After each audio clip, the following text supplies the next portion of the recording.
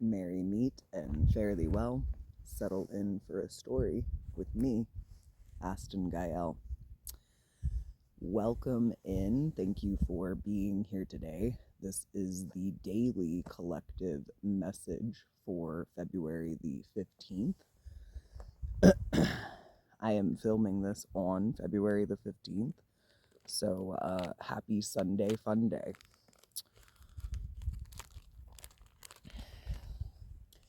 The coffee shop where you can book personal readings is now open. The link to that is in the description box down below.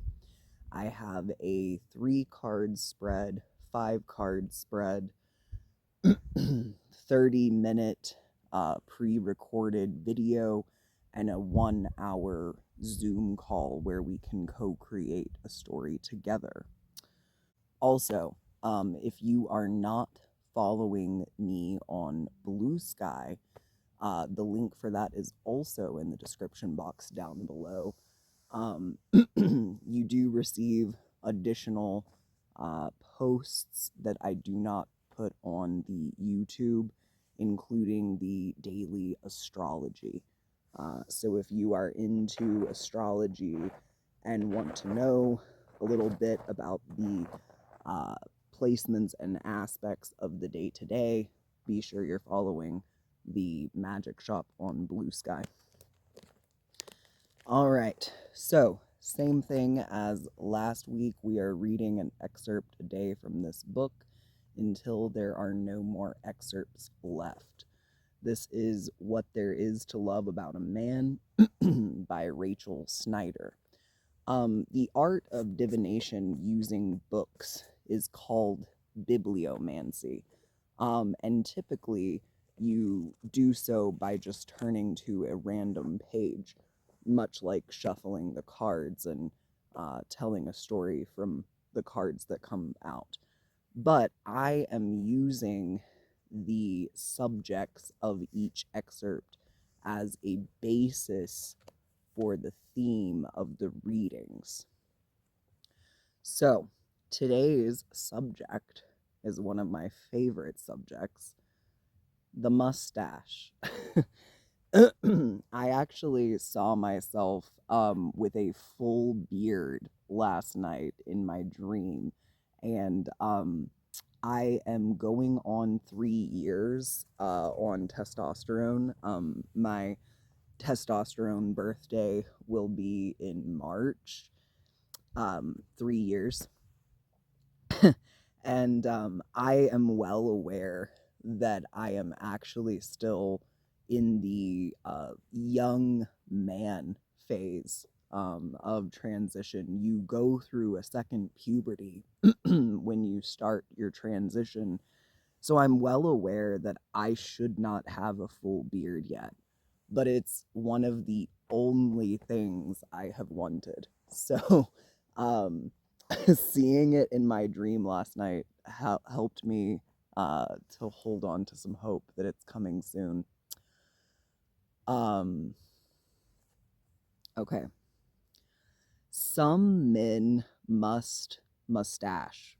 Ever since the bright bathroom light first revealed those baby fine hairs, they knew they would never remove them. It's not enough for them to have a tiny tickler above the lip. They need an out-and-out guffaw, a soup strainer of impeccable style, a mustachio glorioso, dashing and debonair like David Niven, barely there yet such precision, bushy and brushy and bristling with brawn. That one's so dark, has it been drawn on? Handlebars with ends twisted and curled and greased up just right, gold and glistening, gray and peppery, white as Santa, black as night. Many a man wishes for wild bill whiskers, for that caterpillar who gently warms his upper lip and never moves a hair, nightly trimmed or scarcely scissored, pencil thin or slipping south. A mustache hides a multitude of sins and brings that certain something to most any man's mouth. That one's so dark, has it been drawn on? So I wanted a mustache and a beard so badly when I first started my transition, and I still had all of my makeup from presenting as a woman. I used um, eyeshadow to color in my blonde, barely there whiskers that were just starting to come through on my upper lip, which anybody who is, female bodied knows that upper lip hairs that's just normal. That happens to assigned male at birth people and assigned female birth at people. um Feminine presenting people just happen to either shave it off, wax it off, or get electrolysis. So the fact that I got so excited when they started coming back in, because my mom started taking me to get my lips waxed when I was like 12 or 13. um yeah, just putting eyeshadow on there to make them dark as dark, like so brown. And I was dyeing our hair at the time too, like black, because I guess I thought that that equaled a more masculine presentation. um Blonde men do tend to get overly feminized, like even assigned male at birth men. So yeah, the level of extreme that one swings at the beginning of their transition, whether that be uh femme to mask or mask to femme, is it's always interesting, the hyper femininity and hyper masculinity. So we are gonna ask the cards about mustaches, right? Who in your life with a mustache is presenting right now, and what do they want to say? We'll start with the most people-y of my decks. This is a deck from the Ritzy Rose, and that is Ritzzy, Ritzy, putting on the Ritz. And it's just a 16 card oracle deck based on the Rider Waite, but very cheeky. Okay, so tell me about this person with a mustache, or tell me about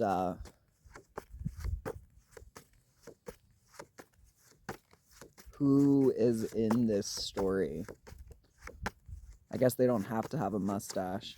All right, so the pizza, which is not featured in the Rider Waite, but I would venture to say that maybe it's kind of like the world. I've never viewed it that way, but it's got the feminine and the masculine represented here. It has the Ouroboros theme with the serpent. The all-seeing, all-knowing eye, smack dab in the middle of the pizza. So the pizza knows all. Okay, my dad actually delivered pizza for a really long time for a pizza place called Mazzio's, and now I can't stop thinking about their ranch dressing. It's a homemade tasting ranch, but obviously we know that commercial places don't really make homemade. I mean, it's definitely from like a mix. And it has been talked about on the internet many a time, like where you can find the mix. Anyways, my dad had a huge, thick mustache, I think, when he was delivering pizza. And I often wondered, because I started thinking about watching porn very early in life. I often wondered if my dad ever tried to play out that whole like pizza delivery guy fantasy. So let's go with that. Let's go with that storyline. Fantasy. And how does living in fantasy kind of keep us from connecting people in real and authentic ways? How do our obsessions with stories end up being projected onto people via basically placing everybody in some sort of a role, and then going so far as to dehumanize and demoralize them in order to keep that role?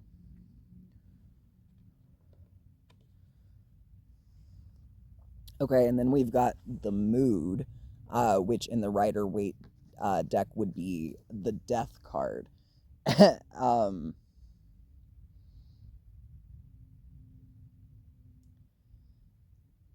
which is represented by the number 13. And I know we talked about on Friday the 13th how that number has been villainized by the patriarchy, by the Christians, who were seeking to stamp out feminine deities, which used to be worshipped as equal to or greater than the masculine deities, depending on which mythology we're going with here. And then at the bottom of the deck, we've got the Epic Fail, which is the Tower card in the Rider-Waite deck, but it's in reverse. I heard the other day from a former tarot reader that in the Rider-Waite deck, the Tower card is actually very heavily based on the Tower of Babel. And so if you didn't grow up Christian, I'll just explain real quickly. The Tower of Babel is a tower that was built by multiple nations of people, all of which spoke different languages and came from different backgrounds. And so long as they were agreeing to work together and keep the peace, they could understand each other. Barriers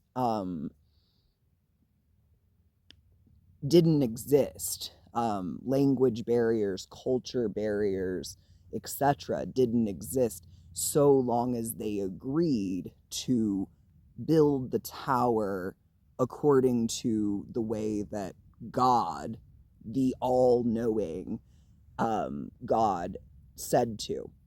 The minute that somebody disagreed, chaos ensued, and these nations became bordered. I'm reading a book right now called Border and Rule, and talking about how borders are kind of arbitrary, and they they are elastic based on who sets them. So going into fantasy and talking about how that can affect the way that we create relationships, borders can be akin to boundaries. And how are you keeping the pizza delivery guy on the other end of the door? Right? Like, Mr. Mustachio wants to play out that epic porn fantasy of the pizza delivery guy delivering. How are you, as the person receiving a cheese pizza, saying, I don't want your sausage? How are you putting an end to fantasy and roles being placed on you? And in that saying no, is it keeping you from having relationships at all? Okay. So we've got a flashcard, a math flashcard, and it says 56 divided by 8. And the only reason I know that the answer is 7 is because on the back it has 56 divided by 7, and the answer is 8. Right off the bat, I wouldn't have known that the answer to this one was 7, because I forgot my multiplication skills. Like I know some of the multiplications right off right off the bat, but um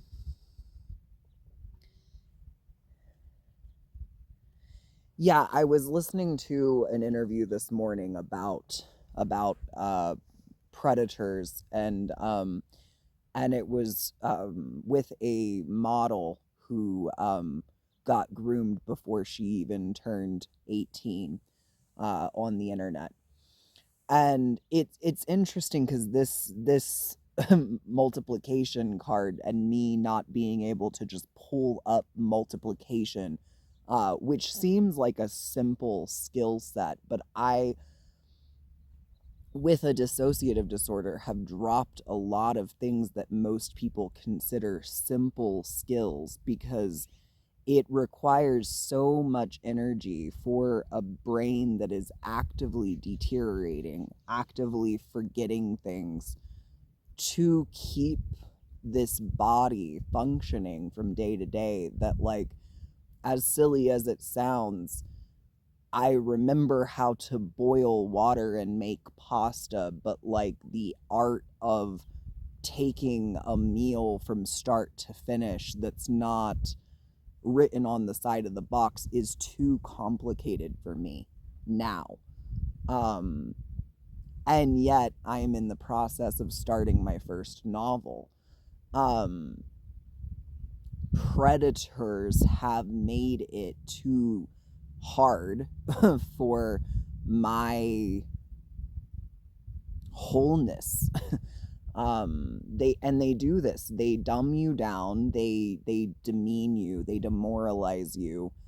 Um, and this model was saying that really the only way of coming out of that is to reintroduce yourself to things that you used to find pleasure in. And she couldn't remember anything except for things from her teenhood, middle teens, like 12, 13, 14. And she said that it felt kind of weird reactivating those things in her 20s, because it feels very weird to be that regressed. But the things that she was interested in were like photography and journaling, and that's not weird to like in your 20s. Somebody who wants to make those things weird is looking to reduce your level of skill, reduce your level of enjoyment.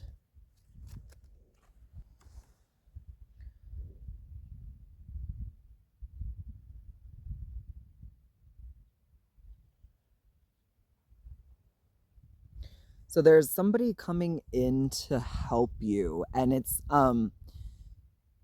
interesting that I mentioned the fact that I can't really cook a meal from start to finish anymore unless it's a box of macaroni and cheese. There's somebody in your life right now, or somebody coming into your life, that is not projecting fantasies onto you. In fact, they are very much keeping you rooted and grounded in reality via taking care of the things that you can't take care of yourself anymore. Um, Making sure that you're fed, making sure that you're um, getting outside and getting some sunlight, um, taking you to doctor's appointments, or mental health appointments. I can't drive anymore either. Um, I want to say with the Tower of Babel that, as embarrassing as it is to talk about the reduction in skill sets, or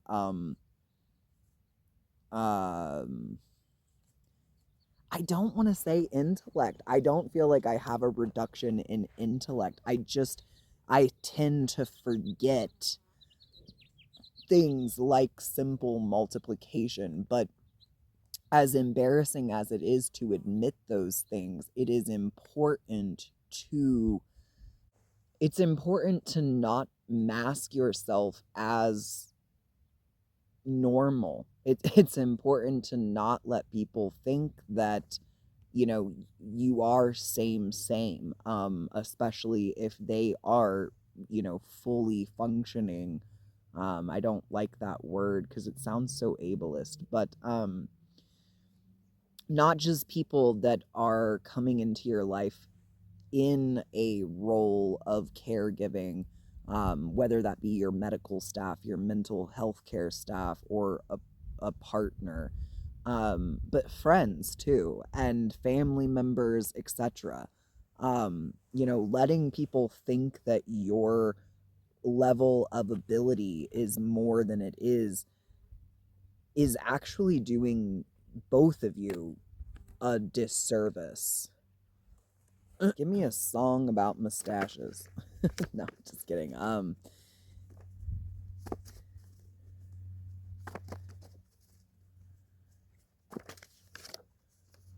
Nope, absolutely not. Okay.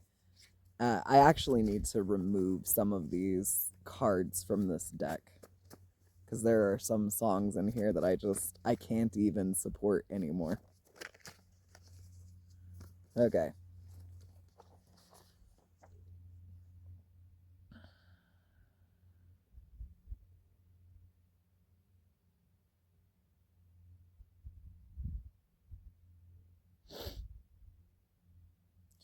So, what are you doing right now to pursue happiness? What are you doing right now to pursue just basic joy?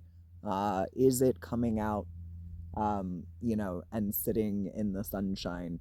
Um, is it dancing in your kitchen while you make the macaroni and cheese that you do know how to make? What do you have in your life to keep people like Mustachio Glorioso from coming in? And the way that this model said it, rearrange your life, rearrange you. She was describing these people as like people who come into somebody else's house and just, oh, I can't even possibly sit in here. The feng shui is just all off, and they just start moving your furniture. This isn't an actual literal representation. I don't think I've ever had anybody do that to me, but what I'm saying is your internal space, they can't deal with the fact that you sit with your legs wide open, and so they make um jabs until you sit prim and proper. They can't deal with the fact that you shave your head, so they point out images of feminine presenting people with long hair until you start to grow yours out, etc., etc., etc. What are you doing to ensure that you are so happy with yourself that these types of people um, put up instantaneous red flags, that they are trying to rearrange your joy? Okay, and then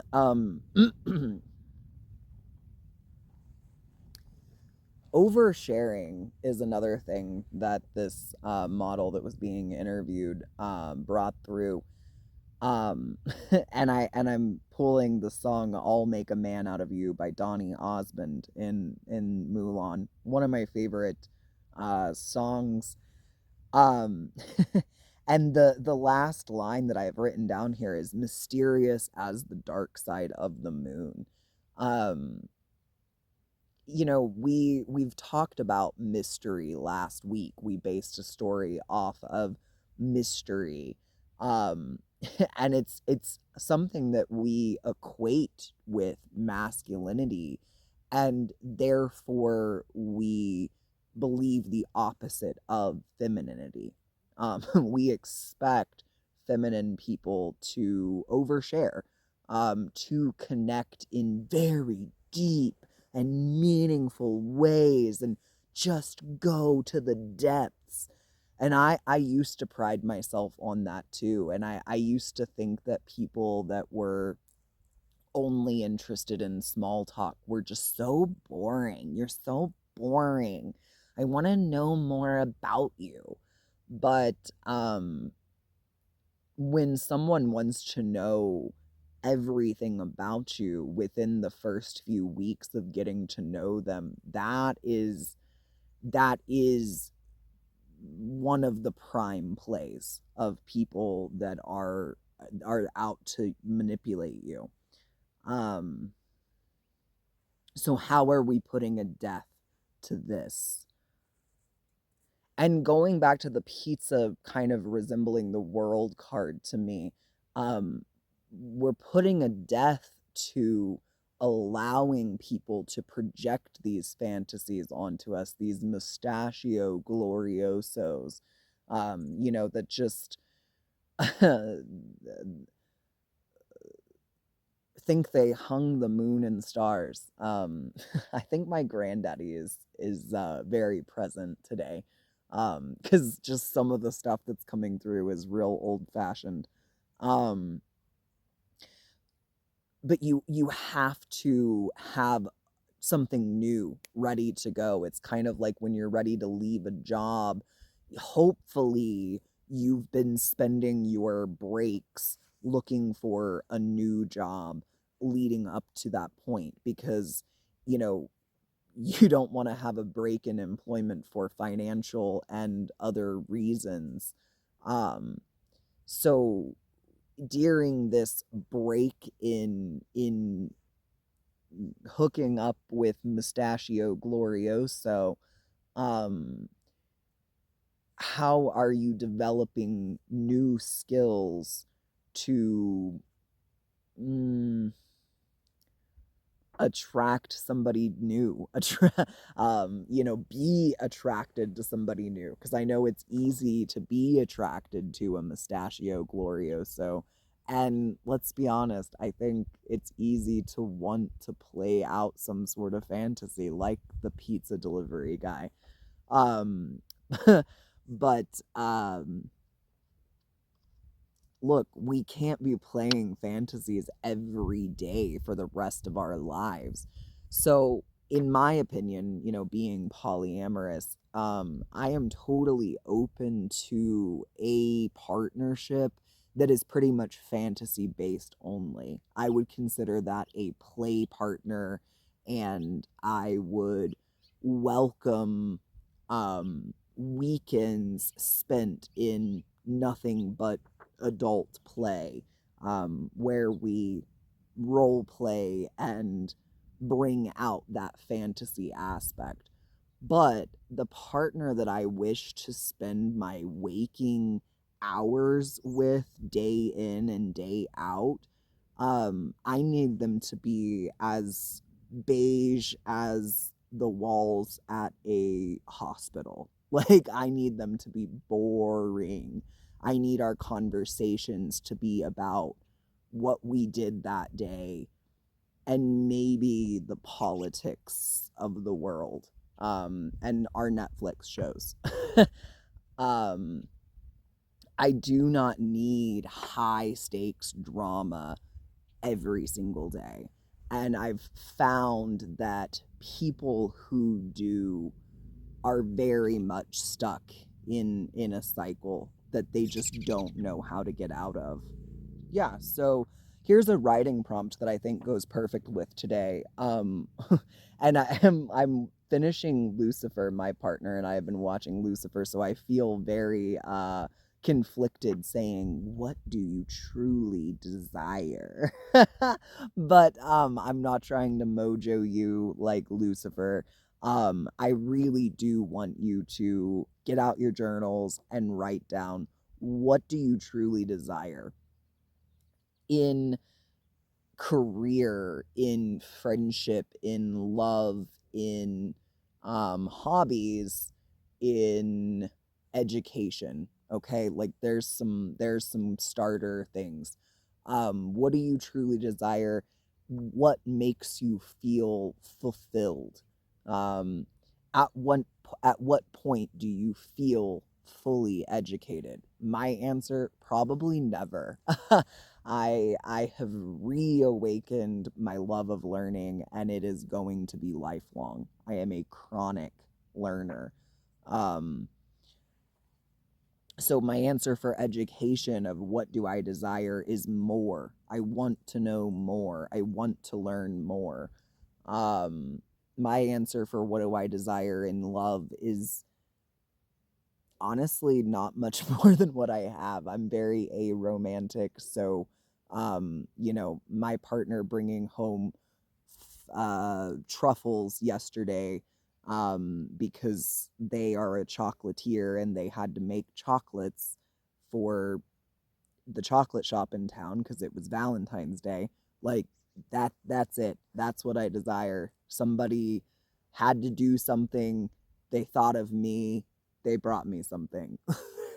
There wasn't anything big. There was, we didn't have to go out to eat. Um, I feel fulfilled in that. I am open to etc. Okay, so back to the Tower of Babylon, and we'll close this out. What if instead of they all could understand each other until they did something wrong and they went to completely misunderstanding each other? What if there's something in the middle? What if these people that tend to project fantasies onto us, because they themselves are living in some sort of a fantasy world, like this model was saying in the interview, rather than building complete concrete walls around your inner world, around yourself, your orbit, to keep those types of people out, is there maybe like a chain link fence? Is there a way that maybe you could stick your hands out and kind of touch them without fully allowing them in? Can you meet somebody in the middle? This requires a level of skill set that nobody is going to have immediately after walking away from fantasy. You are probably going to need some time to yourself. You are probably going to need to build a team of people that is good at helping you see the signs of slipping into delusion. But if you remain in the all good, all bad phase of moving away from that, you will live a very lonely life and end up making yourself more susceptible to the manipulation very soon, because you will get lonely. It does get lonely, completely blocking people out. So, is there a way to interact with people that have different beliefs, different cultures, different languages? And that doesn't actually mean different languages because, if you don't speak somebody's language, it's hard to actually understand what they're saying. But I'm talking about different ways of speaking. Somebody who speaks direct and somebody who reads between the lines. Is there a way to meet in the middle? I would venture to say that there is. I do think that you need to be choosy about the people that you're meeting in the middle. Are they willing to walk towards the middle as well? Because if they're not, then you're not meeting in the middle. You're exiting your space and coming out to them. And then I'm seeing, kind of like how the Norse Vikings would, lure people to the battleground of their choosing.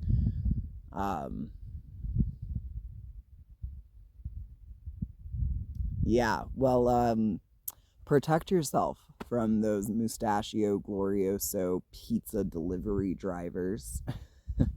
And until next time, be well, be you.